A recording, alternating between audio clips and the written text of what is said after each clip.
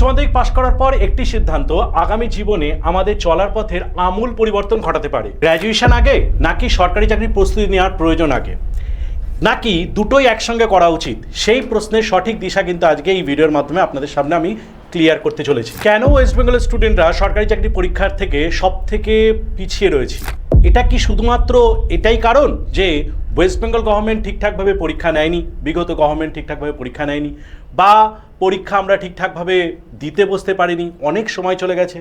শুধু এটাই কারণ, নাকি এটা আমাদের চাকরি না পাওয়ার একটা অজুহাত? আমাদের পাশের রাজ্য প্যারালালি দেখতে থাকুন, বিহার, উত্তরপ্রদেশ, এই সমস্ত জায়গায় স্টুডেন্টরা কিন্তু অল ইন্ডিয়া বেসিক্স পরীক্ষায় প্রচণ্ড পরিমাণে সাকসেস পাচ্ছে। তাহলে ওয়েস্ট বেঙ্গল স্টুডেন্টরা কেন পিছিয়ে? আমরা কি শুধুমাত্র পড়াশোনা করি না, বা ঠিকঠাকভাবে আমরা পড়াশোনা করি না, বা আমাদের সায়েন্স ব্যাকগ্রাউন্ড নেই, বা আমরা অঙ্কে ভীতু, সেই কারণ, নাকি এর পেছনে লুকিয়ে আছে অন্য কারণ? আজকের এই ভিডিওতে আমরা সেটাই পুরোটাই কমপ্লিট করার চেষ্টা করব।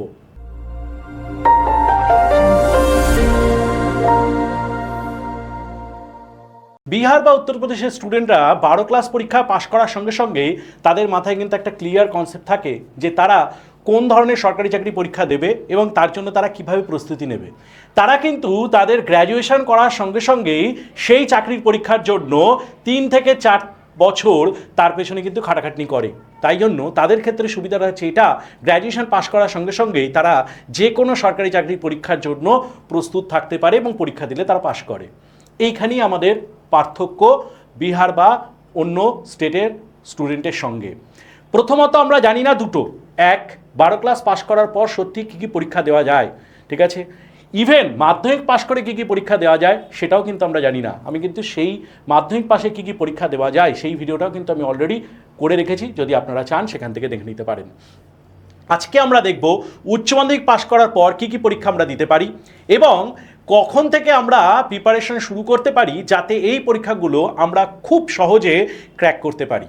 তো আজকে আমরা দেখব এইচএস পাশ করেই সরকারি চাকরি কী কী রোডম্যাপ আমাদের কাছে রয়েছে। দেখো, সিএইচএসএল, এনডিএ, ঠিক আছে, স্টেনোগ্রাফার, তারপরে সিআইএসএফ, এই সমস্ত চাকরির বিষয়গুলো নিয়ে আমি আজকে পর্যালোচনা করব।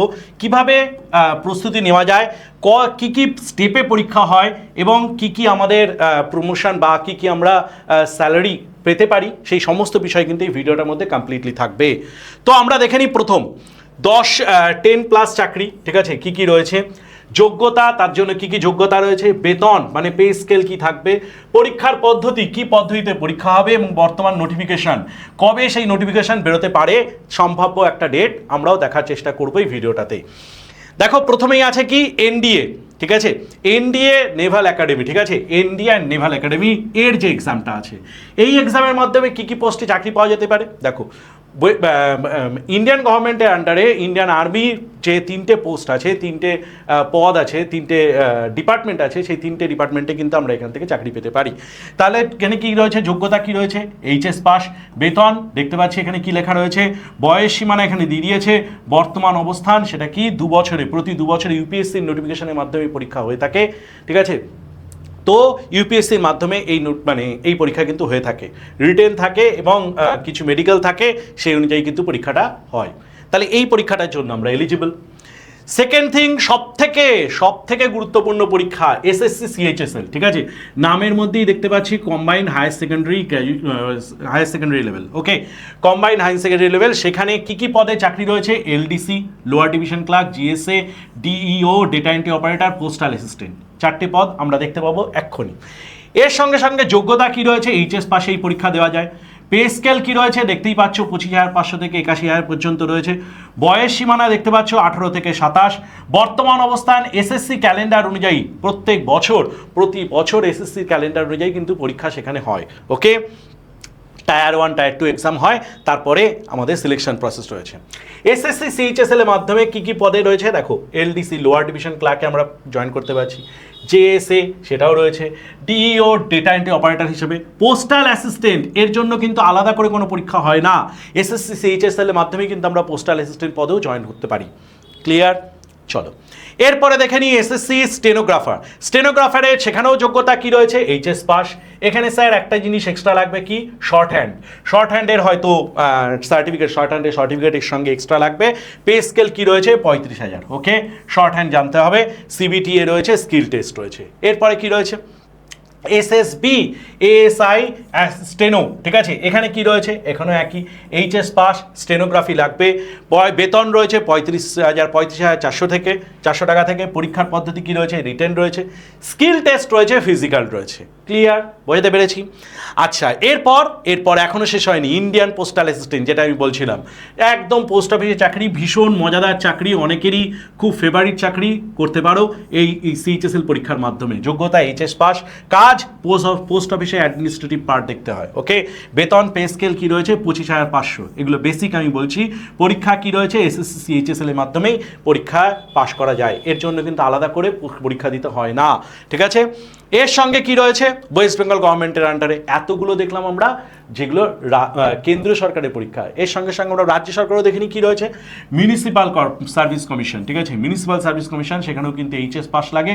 বেতন পে স্কেল দেখতেই পাচ্ছ, পরীক্ষার পদ্ধতি দেখতে পাচ্ছ। ওকে, এরপর রয়েছে সিআইএসএফ হেড কনস্টেবল। সিআইএসএফ, ঠিক আছে, এরা সিকিউরিটি প্রোভাইড করে থাকে। তো সিআইএসএফ এদের জন্য যোগ্যতা কি রয়েছে? এইচএস, বয়স 18 থেকে 23, বেতন পে স্কেল দেওয়া আছে 25,500, পরীক্ষার রিটেন, ঠিক আছে, এই রিটেন টেস্ট রয়েছে। এরপর যেটা রয়েছে কি?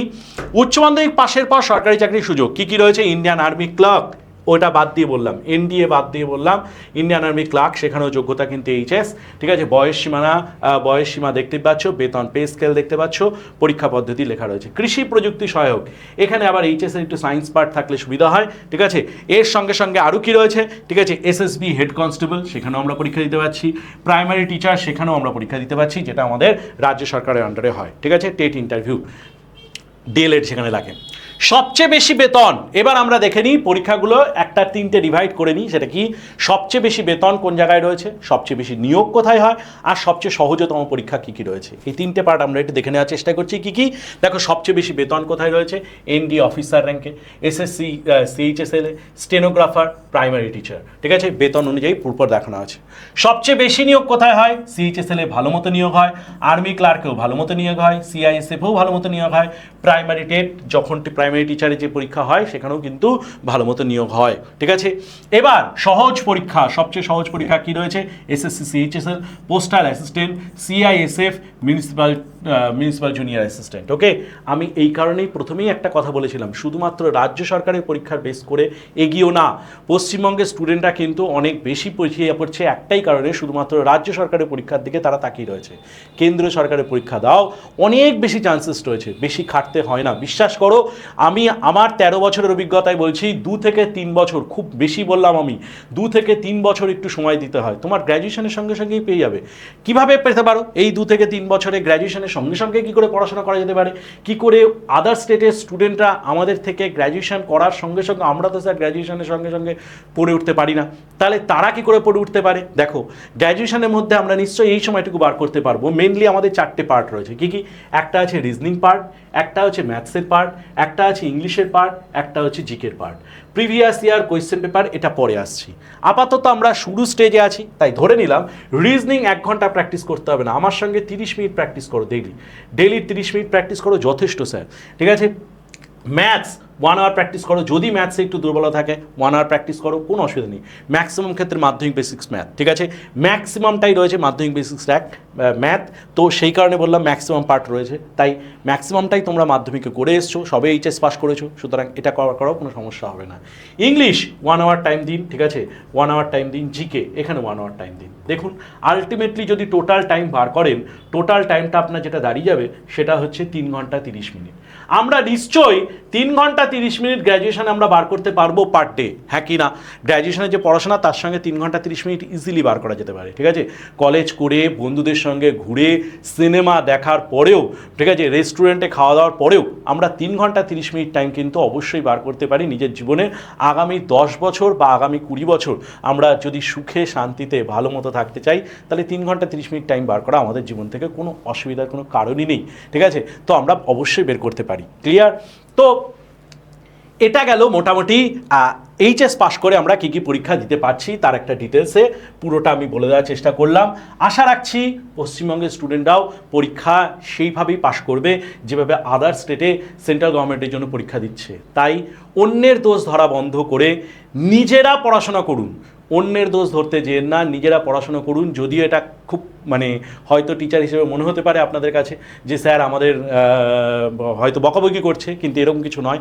নিজের দোষ দেখুন, জীবনে নিজের দোষ দেখলেই এগোতে পারবে, ঠিক আছে? তো এখানে সবচেয়ে গুরুত্বপূর্ণ, একসঙ্গে 10টি পরীক্ষার প্রস্তুতি নেবেন না। বারবার বলছি, 1000টা পরীক্ষার একসঙ্গে ভাবনা চিন্তা করো না, 1000টা পরীক্ষা একসঙ্গে ভাবনা চিন্তা করো না, একটা পরীক্ষা ফোকাস করো। যদি তোমার মনে হয় আমি স্যার CHSL দেবো, করো। ম্যাক্সিমাম 2 বছর, আমি ম্যাক্সিমাম বললাম 3 বছর ম্যাক্সিমাম হতে পারে, ঠিক আছে? 2 থেকে 3 বছর একটু ঠিকঠাকভাবে প্রিপারেশন করো, অবশ্যই কমপ্লিট করা যাবে, চাকরি অবশ্যই পাওয়া যাবে। যে কোনো একটা পরীক্ষার দিকে ফোকাস করো, সেই পরীক্ষার দিকে এগোনোর চেষ্টা করো। 1000টা পরীক্ষা ভেবো না, বা 10টা পরীক্ষা একসঙ্গে ভেবো না আমি এতগুলো পরীক্ষা দেখিয়েছি মানে এতগুলো পরীক্ষার কথা ভাবতে হবে না। আবার কারোর মনে হতে পারে স্যার আপনি তো এখানে প্রাইমারি টেটও দেখিয়েছেন, প্রাইমারি টিচার, সে তো পরীক্ষায় হয় না। সেটা জেনে আমি কি করব বলো? তুমি কি করবে সেটা জেনে? যেটা পরীক্ষা হচ্ছে সেই দিকে ফোকাস করো। বারবার বলছি, নিজের ভুল আমরা দেখার যদি চেষ্টা করি তাহলেই কিন্তু আমরা জীবনে এগোতে পারবো। ভুল নিজের দেখো, তাহলেই এগোতে পারবে, ঠিক আছে? তো যাই হোক, আপাতত আর গোল এক্সাম একটা স্ট্র্যাটেজি, সাকসেসফুল গ্র্যাজুয়েট হয়ে যাওয়ার আগে, গ্র্যাজুয়েশন কমপ্লিট হয়ে যাওয়ার আগে আমরা একটা সাকসেসফুল চাকরি যেন কমপ্লিট করতে পারি। নেক্সট ভিডিওতে আমি অবশ্যই, আজকে যেরকম আমি তোমাদের বললাম যে মাধ্যমিকের ওপর বেস করে আমি অলরেডি ভিডিও বানিয়ে ফেলেছি, এইচএসের ওপর কমপ্লিট। নেক্সট ভিডিও আমরা যেটা দেখার চেষ্টা করবো সেটা গ্র্যাজুয়েশন পাস করে টোটাল কতগুলো পরীক্ষা দেওয়া যেতে পারে। তো এতগুলো পরীক্ষার কিন্তু দরজা আপনার সামনে খোলা।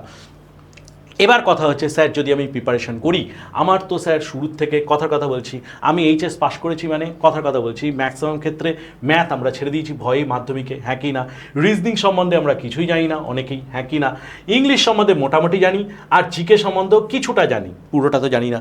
তাহলে আমরা এইগুলো কি করে কভার আপ করবো? চিন্তার কোনো কারণ নেই। একদম ফাউন্ডেশন, এসএসসি ফাউন্ডেশন ব্যাচ আমাদের চলছে, যেখানে সিজিএল, যেটা এখন তোমাদের লাগছে না, এটা তোমাদের এখন লাগছে না, CHSL, ঠিক আছে, MTS, ঠিক আছে, যেটা মাধ্যমিক বেসিক্স দেওয়া যায়, আমি ওই ভিডিওতে বলে দিয়েছি, HS বেসিক্স এগুলো দেওয়া যাচ্ছে। SSC GD সব থেকে গুরুত্বপূর্ণ পরীক্ষা প্রত্যেক বছর, আমি 2024 সাল থেকে দেখছি। আমি SSC GDর কথাটা একটু বলে দিই, 2024 থেকে 2026-এর মধ্যে আমি বোধহয় 3বার পরীক্ষাটা এক্সাম দিতে, এক্সাম দেখেছি, 3বার এক্সামটা দেখেছি, যে 3বার অলরেডি সেখানে রিক্রুটমেন্ট কিন্তু ডান। তো SSC GD, ঠিক আছে, সিলেকশন, পোস্ট ফেজ, ঠিক আছে, স্টেনোগ্রাফার, এগুলো সব কিন্তু সেখানে কভার করা হচ্ছে। ফাউন্ডেশন ব্যাচ কেন বলা হয়েছে? একদম তুমি 0 থেকে শুরু করো না, কোনো চাপ নেই, 0 থেকে শুরু করো, একদম পড়াশোনা ঠিকঠাকভাবে করো, যেভাবে স্যাররা বলছে সেভাবে করো। 300+ লাইভ ক্লাস সেখানে রয়েছে, রেকর্ডেড ক্লাস রয়েছে, ভিডিও লাইব্রেরি রয়েছে, স্টাডি মেটেরিয়াল রয়েছে, এক্সাম ওরিয়েন্টেড মাস্টার বুক রয়েছে, ঠিক আছে, সাবজেক্ট ওরিয়েন্টেড স্টাডি মেটেরিয়াল রয়েছে, কোয়েশ্চেন ব্যাংক রয়েছে, উইকলি মক টেস্ট রয়েছে, মান্থলি ম্যাগাজিন রয়েছে, ঠিক আছে, মান্থলি একটা অফলাইন ক্লাসেস রয়েছে। জয়েন করো, কোনো অসুবিধা নেই। যদি কারোর বাদ দিও, মনে করো তুমি এটাই জয়েন করতে চাইছো না, দরকার নেই স্যার, তুমি যেখান থেকে পড়াশোনা করো, কোনো আপত্তি নেই, কিন্তু পড়াশোনাটা করো, ঠিক আছে? যদি সেখানে পড়াশোনা করতে কোনো সমস্যা হয়, কোনো সাজেশান লাগে, যদি মনে হচ্ছে স্যার আমি পড়াশোনা করছি কোনো একটা জায়গার থেকে, বা নিজে পড়াশোনা করছি, আমার এই জায়গাটায় সমস্যা হচ্ছে, আসছি এই জায়গাটায় সমস্যা আছে, কল করে নাও, ঠিক আছে, 7890118123। আমি তোমাদের চাকরি পাওয়ার সঙ্গী হতে পারি। চাকরিটা তো আমি করব না, চাকরি তোমাদের করতে হবে। চাকরি পাওয়ার সঙ্গী হতে পারি, কিন্তু চাকরি আমি করব না, চাকরি তোমাদেরই করতে হবে। তো এই নাম্বারে অবশ্যই কল করবেন। যদি কারোর কিছু জিজ্ঞাসা থাকে, আমি সেই জিজ্ঞাসা অবশ্যই সেটা দূর করার চেষ্টা করব, ঠিক আছে? ভিডিওটা ভালো লাগলে অবশ্যই লাইক করবেন, শেয়ার করবেন, আর কমেন্ট করবেন এইচএস পাস করার পর কি পরীক্ষা তুমি দিতে চাইছো সেটা অবশ্যই কমেন্টে জানাবে, ঠিক আছে? কি পরীক্ষার জন্য তুমি প্রস্তুতি নিতে চাইছো। ক্লিয়ার? চ্যানেলটা অবশ্যই সাবস্ক্রাইব করবে। কারোর যদি কিছু এক্সট্রা কিছু জানার প্রয়োজন হয়, কল দিস নাম্বার, ঠিক আছে? অবশ্যই আমি রিসিভ করব, এবং আমি চেষ্টা করব আমার যতটা জ্ঞান আছে সেই জ্ঞান দিয়ে যতটা আপনাকে সাহায্য করা যায় সেটা আমি করব। ক্লিয়ার? চলুন, আজকে এই পর্যন্তই, বাকি কথা পরে হবে।